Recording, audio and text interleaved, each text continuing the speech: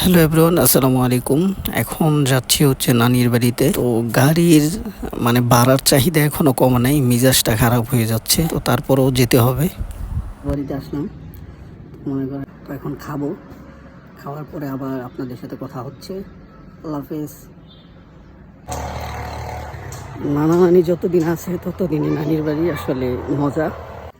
ছোটবেলা থেকে নানার বাড়ি থেকেই কিন্তু বড় হয়েছি, কিন্তু যখন আমার এক খুবই আদরের একজন আন্টি, আমার আদরের খালামণি, উনি হঠাৎ একটা, যাই হোক, আল্লাহ নিয়ে গেছে, আল্লাহর ডাকে সাড়া দিয়েছে। উনি যখন মারা গেছে তখন থেকে নানার বাড়িতে খুব কম আসা হয়, কেমন জানি মনে হয় নীরব, শুনশান। এই জন্য খুব কম আসা হয় নানার বাড়িতে। কারণ ছোটোবেলা থেকে নানার বাড়িতে মানুষ হওয়া, এই প্রত্যেকটা অলিগলিতে স্মৃতি বেশি ওঠে।